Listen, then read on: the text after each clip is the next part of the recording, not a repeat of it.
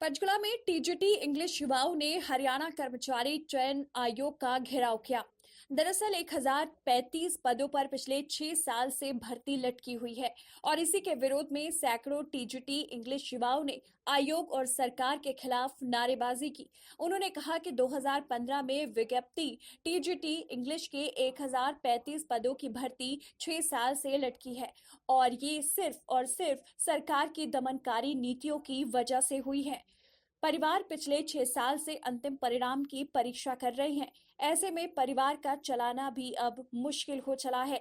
उनकी सरकार से मांग है कि सरकार स्वयं उनकी जल्द सुनवाई की अर्जी उच्च न्यायालय में लगाकर परिणाम पर लगी रोक को हटाए। जी, मैं Sandeep Das TGT English noble 2015 advertisement number TGT English का उम्मीदवार हूँ। और अब हम इस डर कर यहाँ पर आज इकट्ठा हुए हैं कि जिस तरह से हरियाणा सरकार भर्तियों को एक कैंसिल कर रही है लगातार, जैसे अब अभी पीजीटी संस्कृत को रद्द किया है।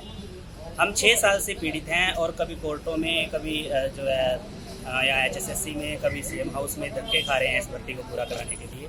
हालांकि इस पे ये तीसरी बार स्टे लगा है, बीच में कई बार स्टे वैकेंट रहा है, उस पर सरकार ने कोई गौर नहीं की और इसका रिजल्ट जो है जारी नहीं किया। 2016 में इंटरव्यू हुए थे और वो सारी प्रोसेस प्रक्रिया पूरी होकर के अब सिर्फ फाइनल रिजल्ट निकालना है, जिस पर अब स्टे होने की जैसे सरकार एक तरह से प्रतीक्षा ही कर रही थी।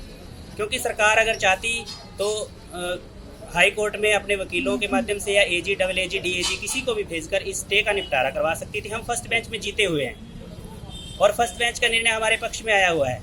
सरकार दावे करती है कि हम जो है इसके इंग्लिश के मॉडल स्कूल खोलेंगे, हम हरियाणा की संस्कृति को बचाए रखेंगे। ना संस्कृत को वो प्रेफर कर रहे हैं, ना इंग्लिश को प्रेफर कर रहे हैं। 6 साल कोई थोड़ा समय नहीं होता। हमारे जो साथी हैं वो ओवर एज हो चुके हैं।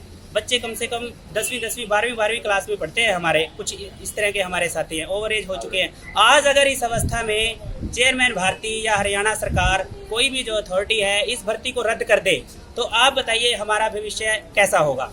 हमारा भविष्य पूरी तरह अंधकार में होगा और हमारा तो होगा ही, लेकिन अब हमने भी ये ठान लिया है कि हरियाणा सरकार का भविष्य भी अंधकार में करके छोड़ेंगे।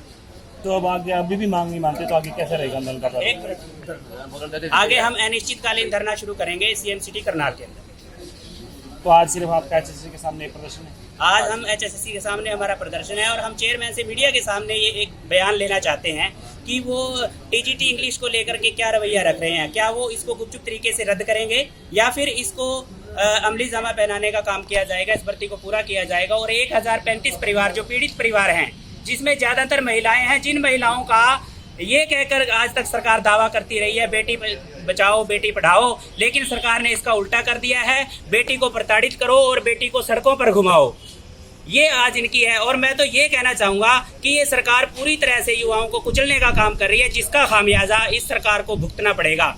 हमारा तो भविष्य अंधकार में हो गया है। हम सरकार को भी सीधे तौर पे आज चेतावनी देने के लिए आए हैं कि यदि ये हमारा कोर्ट में या तो खुद अर्ली हियरिंग लगवाएं, क्योंकि कोर्ट में जब भी पेशी होती है HSSC की तरफ से या फिर सरकार की तरफ से कोई भी ठोस जवाब जो है जाता नहीं, जिसके कारण हर बार कोर्ट किसी न किसी का बहाना लेकर जो है इस चीज़ को आगे टरका देती है। और ये साथ ही आप देख लो 1035 परिवार में से 600 से 650 के करीब इसमें महिलाएं हैं और वो सारी की सारी उन्होंने, हम सभी B.Ed HTET पास, कई हमारे साथी ऐसे हैं जो PhD तक हैं। तो मैं इतना यहाँ पे ये कहना चाहूँगा कि अगर सरकार इस पर जल्दी संज्ञान नहीं लेती तो हम एक अनिश्चितकालीन धरना करनाल में शुरू करेंगे और हम ये चाहते हैं सरकार से कि इसको जल्दी सुनवाई करके इसको पूरा करें।